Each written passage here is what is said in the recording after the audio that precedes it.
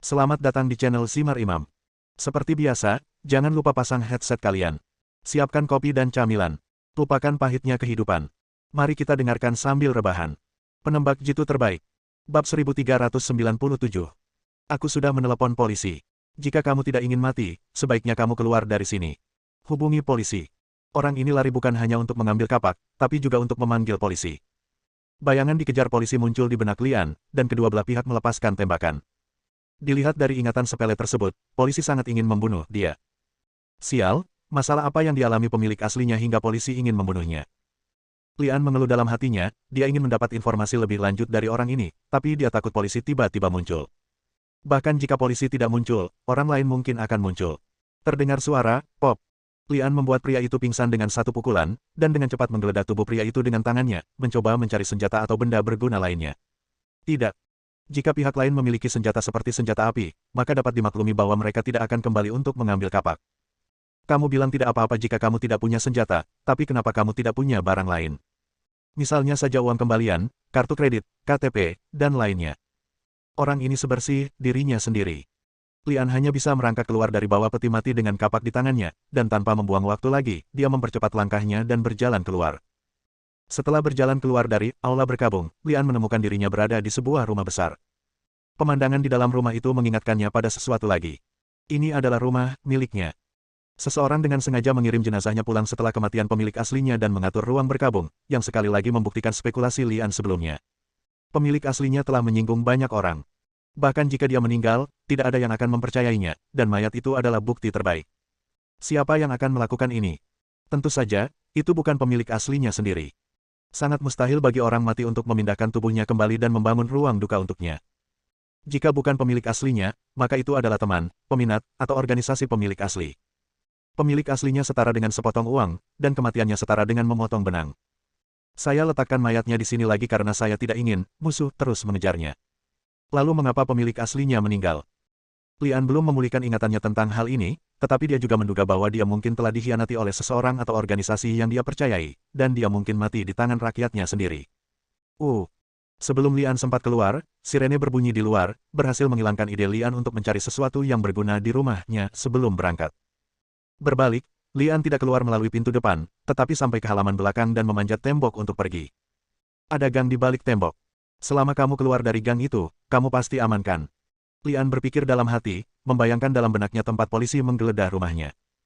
Saat Lian hendak keluar dari gang, lampu menyala di pintu masuk gang, dan sebuah mobil berhenti di pintu masuk gang. Mobil polisi. Mobil polisi itu bahkan tidak membunyikan sirenenya. Lian hanya ragu-ragu selama setengah detik, lalu diam-diam menyembunyikan tangan yang memegang kapak di belakang punggungnya dan terus bergerak maju. Saat ini gelap, dan Lian mengenakan setelan hitam. Selama dia berdiri dalam bayang-bayang, akan sulit untuk menemukannya. Namun dalam kasus ini, polisi akan menyegelnya di gang ketika mereka masuk. Lian tidak pernah menjadi orang yang konservatif, dan dia bertindak sedikit radikal. Dia ingin keluar sebelum lebih banyak polisi datang, bahkan jika jalanan macet. Begitu mobil polisi berhenti, polisi yang duduk di kursi penumpang membuka pintu dan keluar. Misi mereka seharusnya menutup gang belakang, tapi mereka tidak menyangka Lian akan keluar dari gang belakang secepat itu. Oleh karena itu, ketika polisi itu mendongak dan melihat Ang Li datang ke arahnya, dia sedikit terkejut, dan kemudian ekspresinya berubah menjadi ngeri, dan dia secara naluriah mengulurkan tangan untuk mengeluarkan pistol di pinggangnya. Lian masih berjarak hampir 20 meter dari polisi. Bahkan jika dia berlari dengan sekuat tenaga, tidak mungkin untuk melewatinya sebelum pihak lain mengeluarkan senjatanya. Lian melempar kapaknya terlebih dahulu dan berlari dengan kecepatan tercepat. Polisi yang berdiri di luar mobil baru saja meletakkan tangannya di sarung senjatanya. Ketika dia melihat Ang Li melemparkan kapak ke arahnya, dia secara naluriah menyingkir untuk menghindarinya. Bang! Kapak itu terbang mendekati dada polisi dan membentur kusen pintu. Polisi itu sangat ketakutan hingga dia berkeringat dingin. Dengan waktu yang singkat ini, Lian bergegas menghampiri polisi itu, menendang perutnya, dan menendangnya kembali ke dalam mobil polisi. Jendela mobil polisi ditutupi dengan film buram, jadi tidak mungkin untuk melihat apa yang terjadi di dalam. Ditambah lagi saat itu sudah malam, dan Lian tidak tahu apakah ada polisi ketiga atau lebih di dalam mobil selain itu pengemudi. Saat pengemudi mengulurkan tangan untuk membuka pintu, dia mendengar suara kapak mengenai kusen pintu di sebelahnya. Dia secara naluriah menoleh ke belakang, tetapi sebelum dia dapat melihat dengan jelas, polisi dari luar mobil masuk dan menabraknya. Lian mengulurkan tangannya dan menekan atap mobil. Orang itu sudah terbang, dan setelah mendarat, dia menendang pintu yang baru saja dibuka oleh pengemudi. Suara seperti babi pembunuh terdengar. Pengemudi itu sudah mengeluarkan kaki kirinya dari pintu mobil. Kaki Lian terjatuh dan tulang kakinya patah. Lian melirik ke jalan. Tidak ada satupun pejalan kaki atau kendaraan di jalan yang kosong, yang berarti hari sudah sangat larut. Lebar jalan 30 atau 40 meter, dan ada juga gang di seberangnya. Lian menghitung waktu yang dibutuhkannya untuk bergegas, dan pada saat yang sama melirik ke kursi belakang melalui kabin mobil. Jika ada polisi ketiga di dalam mobil, meskipun Ang Li hanya membutuhkan 3 atau 4 detik untuk bergegas, dia mungkin akan ditembak oleh polisi lainnya. Untungnya, tidak ada petugas polisi tambahan di kursi belakang. Tidak mungkin pengemudi dan rekan-rekannya pulih dalam beberapa detik. Soal perampasan mobil polisi atau senjata polisi, Ang Li tidak sebodoh itu. Pertama, melakukan hal itu akan membuang-buang waktu Anda untuk berangkat, dan kedua, mobil polisi memiliki alat pencari lokasi, sehingga jika Anda benar-benar merampok mobil polisi tersebut, polisi akan lebih mudah menemukannya. Pistol. Tanpa sadar memberitahu An Li bahwa dia masih membutuhkan senjata sekarang, setidaknya tidak lagi. Apakah dia meninggalkan tembok atau bergegas ke gang seberang? Keputusan datang dari alam bawah sadar Ang Li, dan keputusan tersebut terkait dengan pemilik aslinya. Setelah memasuki gang seberang, Lian semakin yakin bahwa ini adalah jalan keluar yang dirancang sebelumnya oleh pemilik aslinya. Hanya satu jalan jauhnya, rumah pemilik aslinya adalah sebuah rumah besar, tetapi di seberangnya penuh dengan rumah-rumah tua yang rendah. Jalan itu sempit seperti jaring laba-laba, dan terdapat rintangan di jalan, sehingga menyulitkan mobil polisi untuk masuk. Jika polisi ingin terus mengejar, mereka hanya bisa mengandalkan kaki. Setelah berjalan-jalan beberapa saat, Lian membuka pintu sebuah rumah tua dan langsung menuju lantai 2 melalui tangga luar. Saya harus mengatakan bahwa pemilik aslinya sangat licik. Dia menyewa kamar untuk dirinya sendiri di sini dan menyiapkan beberapa jalan keluar. Bab 1398. Perabotan di dalam kamar sekilas terlihat jelas, hanya terdapat tempat tidur dan lemari pakaian sederhana. Lian pertama kali melihat ke lemari kerja yang berisi satu set pakaian wanita, wig, dan kotak rias. Pakaian wanita, wig, dan kotak rias, tujuan gabungan dari ketiga item ini jelas menyamar. Lian tidak menyentuh benda-benda ini, dia tahu bahwa pemilik aslinya tidak akan melakukan hal sembrono seperti itu. Pakaian wanita itu akan pas, dan tidak perlu membuang tenaga dan waktu untuk masalah ini. Kemudian, Lian dengan hati-hati mencari di lantai dan dinding, dan bahkan membalikkan tempat tidur dan mencari dengan cermat. Pakaian wanita bisa dipajang di tempat yang mencolok, dan senjata atau barang lainnya pasti akan disembunyikan di tempat yang lebih rahasia. Ternyata Lian terlalu memikirkan banyak hal dan tidak ada hal-hal tambahan yang disiapkan untuknya di rumah. Dengan kata lain, ruangan ini hanya untuk transisi sementara, dan rumah persembunyian yang sebenarnya tidak ada di sini. Polisi masih harus mencari di luar. Akan sangat berbahaya jika keluar dengan menyamar saat ini. Seorang wanita yang berkeliaran di luar pada larut malam dapat dengan mudah menarik perhatian dan kecurigaan orang. Karena tidak ada cara untuk pergi, Lian hanya berbaring di tempat tidur, membuat dirinya lebih nyaman sambil memilah-milah bagian dalam pikirannya. Pertama, saya telah melakukan perjalanan melintasi waktu, hal ini tidak perlu diragukan lagi. Saya hanya tidak tahu bahwa saya satu-satunya yang telah melakukan perjalanan melintasi waktu, dan ada yang lain. Misalnya, Chen Chong. Kedua, bagaimana Anda ingin kembali, atau ingin terjebak di dunia yang aneh ini selamanya? Ketiga, masalah apa yang dihadapi pemilik aslinya? Selain polisi dan pengusung jenazah, apakah ada musuh lain? 4. Apa identitas sebenarnya dari penjaga roh, dan mengapa dia memilih untuk memanggil polisi setelah menemukan kelainan? Memanggil polisi artinya identitasnya sudah pasti bukan polisi, tapi harus ada kontak dengan polisi, kalau tidak polisi tidak akan langsung dipanggil. Mungkin dia hanya seorang informan polisi yang tidak punya kekuatan, bahkan senjata pun tidak. Lian melepaskan ide untuk kembali mencari pengawas lagi. Nilai guna orang itu tidak akan terlalu besar. Belum lagi dia akan tetap berada di aula berkabung, faktor risikonya saja kembali untuk mencarinya sangatlah tinggi.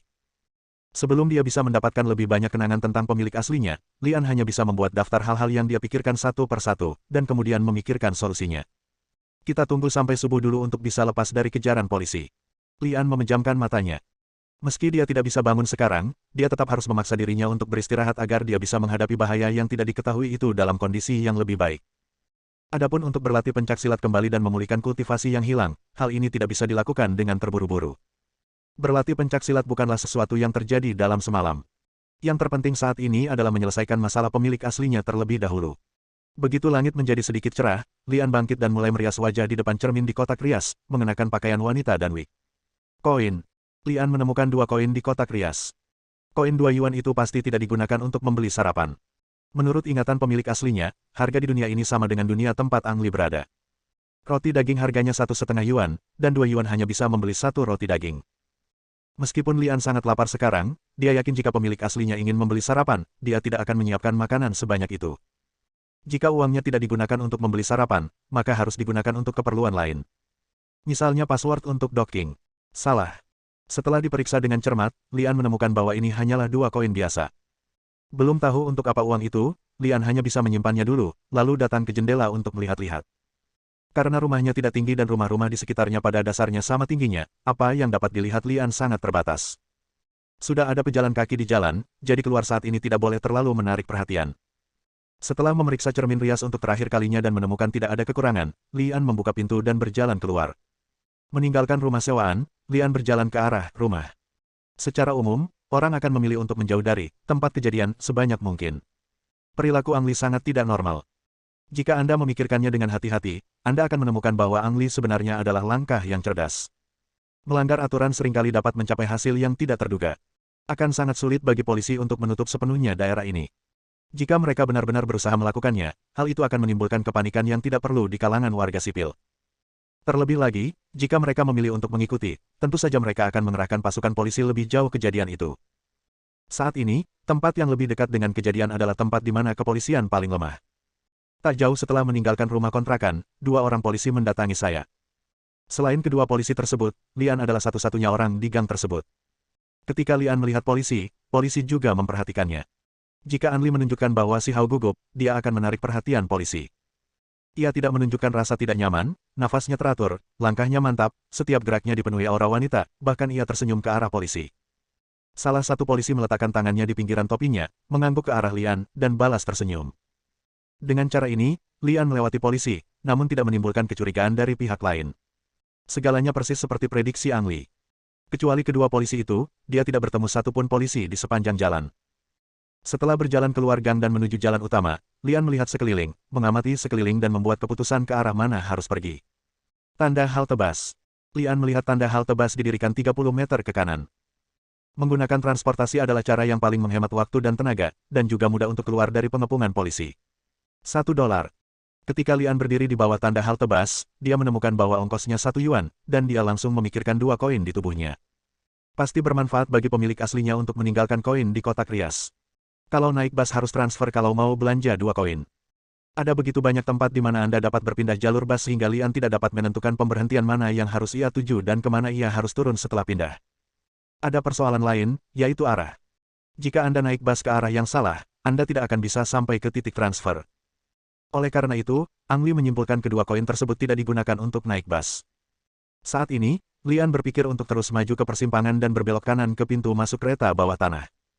Kereta bawah tanah berharga 2 yuan dan jauh lebih cepat daripada bus.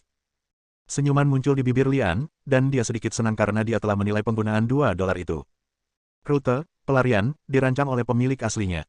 Ang Li memilih untuk sementara waktu mempercayai penilaian pemilik aslinya, berharap untuk segera menyingkirkan masalah dan kemudian menemukan cara untuk melakukan perjalanan kembali. Polisi juga mengerahkan pasukan polisi di pintu masuk kereta bawah tanah, tapi sayangnya mereka tidak melihat penyamaran Ang Li. Lian berhasil naik kereta bawah tanah dan menuju ke tujuan yang tidak diketahui. Bab 1399. Kereta bawah tanah melaju hingga mencapai stasiun terminal sebelum Lian bangkit dan turun. Hei, apakah kamu diikuti? Begitu dia keluar dari mobil, Lian merasa seperti sedang diawasi. Perasaan ini disebut indera keenam, seperti ketika kamu tiba-tiba ditatap oleh guru kelas saat kamu di sekolah, kamu akan langsung menyadarinya. Siapa itu? Polisi. Tidak banyak orang yang turun dari bus di terminal, dan ada kurang dari 10 orang di seluruh gerbong, dan lebih dari separuh dari mereka sudah berjalan di depan saya. Kecuali jika mereka memiliki mata di belakangnya, mustahil untuk menatap mereka. Berjalan di belakangnya adalah seorang lelaki tua yang menggunakan kruk. Karena kaki dan kakinya yang tidak nyaman, dia tidak berjalan terlalu cepat. Itu normal jika dia tertinggal di belakangnya. Yang lainnya adalah anggota staf kereta bawah tanah. Ketika orang lain turun dari kereta, dia memeriksa mobilnya dan tentu saja tertinggal di belakangnya. Salah satu dari keduanya adalah musuh. Mungkin keduanya.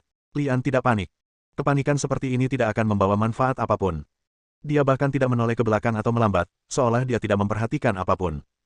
Ada pertigaan di depan, yang satu mengarah ke tangga untuk meninggalkan stasiun kereta bawah tanah, dan yang lainnya mengarah ke kamar kecil. Lian berjalan menuju kamar mandi dengan sangat alami. Mungkin ada lebih dari satu musuh. Kurangnya tindakan saat ini berarti misinya hanya untuk mengawasinya. Jika dia meninggalkan stasiun kereta bawah tanah dan terus maju, itu akan memberi waktu kepada pihak lain untuk merekrut lebih banyak teman. Dengan kata lain, dia belum menemukan peluang untuk bergerak. Tanpa sadar memberitahu Ang Li bahwa musuhnya bukan hanya polisi, tapi dia punya musuh yang lebih berbahaya dari polisi. Cara terbaik saat ini adalah menyingkirkan orang yang mengikuti Anda. Suara langkah kaki terdengar dari belakang, dan terdengar suara bunyi pelan di setiap langkah. Itu orang tua. Lian menentukan target dalam pikirannya. Keran itu adalah suara tongkat yang menyentuh lantai, dan staf kereta bawah tanah berjalan ke arah lain. Toilet berada tepat di depan. Lian, yang sekarang menyamar sebagai seorang wanita, membuka toilet wanita dan masuk dengan sangat alami.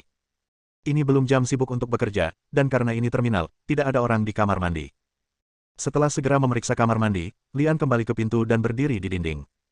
Suara kruk yang menyentuh tanah telah menghilang. Langkah kaki pihak lain tiba-tiba bertambah cepat dan berhenti di depan pintu, tampak sedikit ragu-ragu.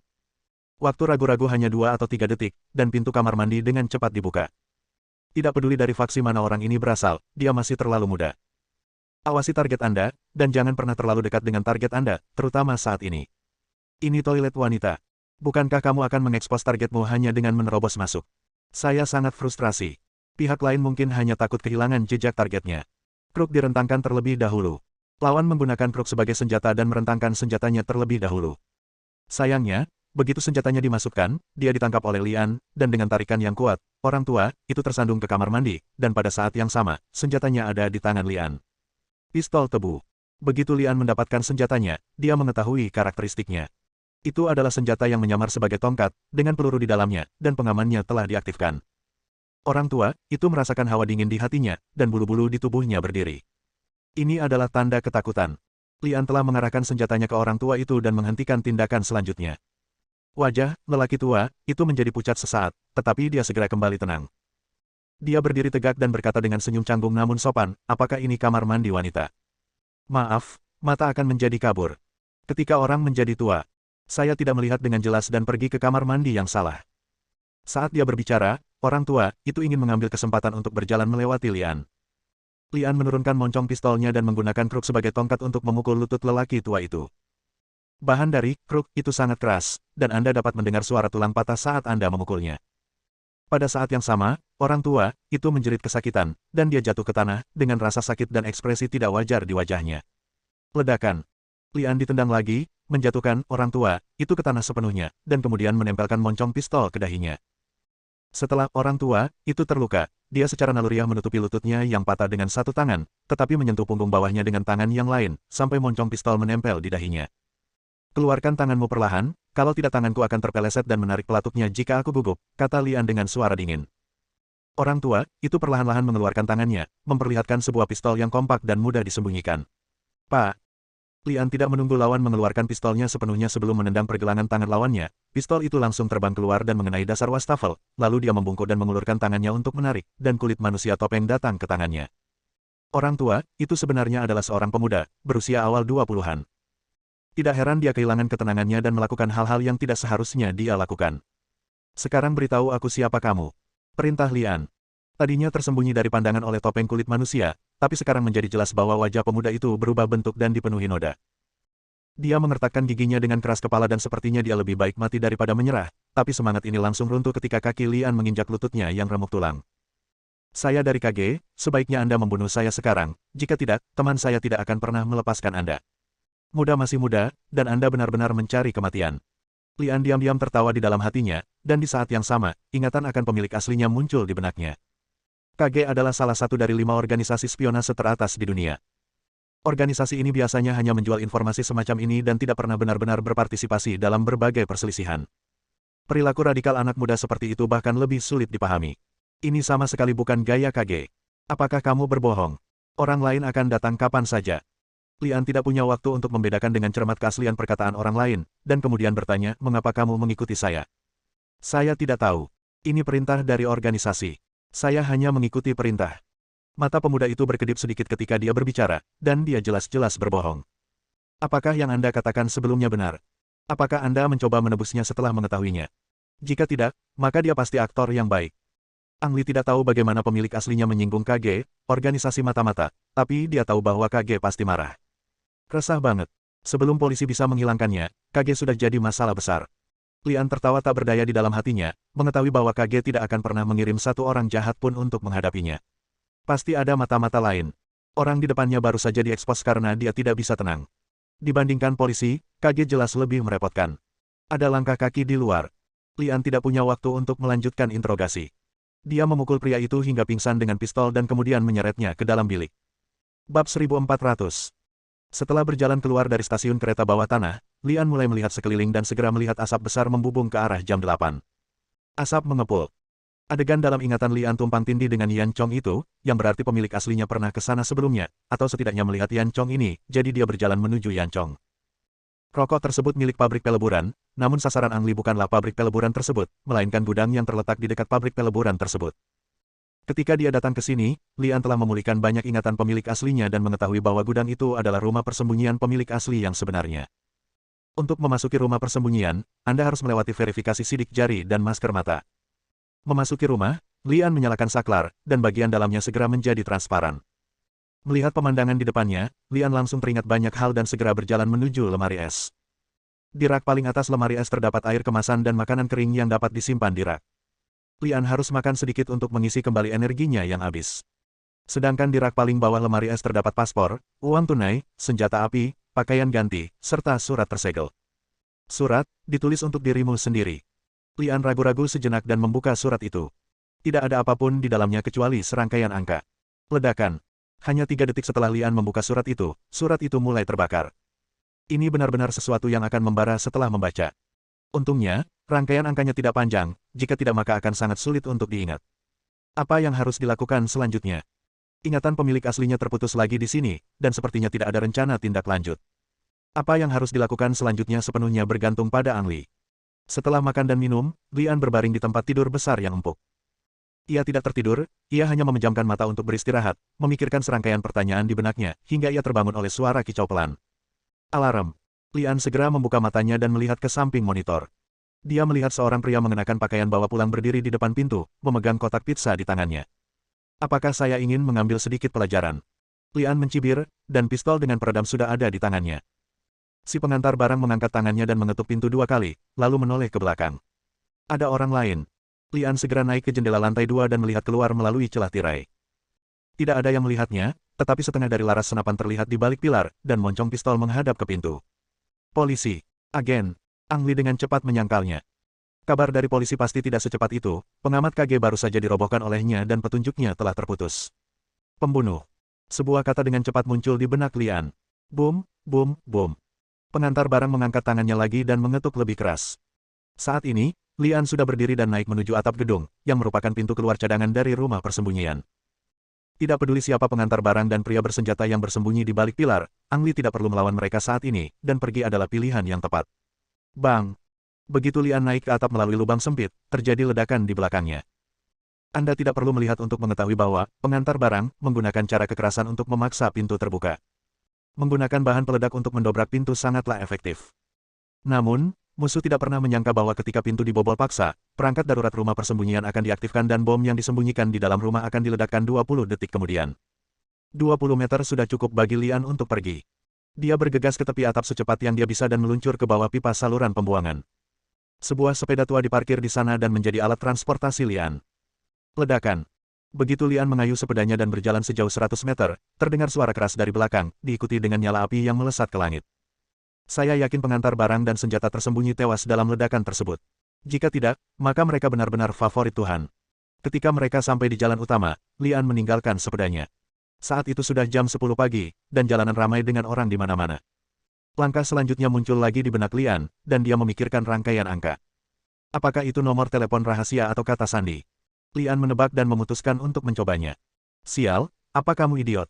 Sudah 3 kali aku menyuruhmu membersihkan kacamata ini. Lihat kaca yang kamu bersihkan, apakah itu pelukis impresionis? Seorang pemilik toko di depan sedang memarahi karyawan kecilnya. Lian melangkah maju dan menabrak bos gemuk yang berpura-pura ceroboh, dan meminta maaf sebesar-besarnya dengan berpura-pura bingung. Berjalan dengan mata, jangan jatuh ke dalam lubang. Teriak bos gendut itu dengan keras. Lian tidak terlalu memperhatikan karena tujuannya telah tercapai dan dia mendapatkan ponsel dari bos yang dia kira. Untungnya, ponsel ini tidak memiliki kata sandi atau verifikasi sidik jari. Lian memutar serangkaian angka dalam ingatannya. Saya sebelumnya menduga rangkaian angka ini bukan nomor telepon karena jumlah digitnya lebih banyak dari nomor telepon rumah setempat, tetapi kurang dari nomor telepon seluler. Berbunyi. Mengerti. Benar-benar nomor telepon. Ang Li memutuskan bahwa ini adalah panggilan terenkripsi. Ada 3 bunyi bip pelan dari telepon dan panggilan tersambung, diikuti dengan suara lama namun bersemangat. N, apakah kamu masih hidup? Hebat, aku tahu kamu tidak akan mati semudah itu. Di mana kamu? Aku akan segera menjemputmu. Kontak person. Lian sedikit mengernyit, dan informasi terkait muncul di benaknya. Dia membayangkan seorang lelaki tua gemuk dengan rambut putih dan cerutu di mulutnya duduk di sofa kulit lembut, mungkin memegang gelas di tangannya. Jika terjadi sesuatu yang tidak terduga, Anda dapat menemukan kontak person melalui nomor telepon yang hilang setelah membaca, lalu menentukan rencana selanjutnya. Ini adalah mekanisme darurat, dan ini juga menunjukkan bahwa pemilik aslinya adalah anggota organisasi misterius. Tapi, kalau dilihat dari nada suara pihak lain, dia seharusnya ada di kota ini.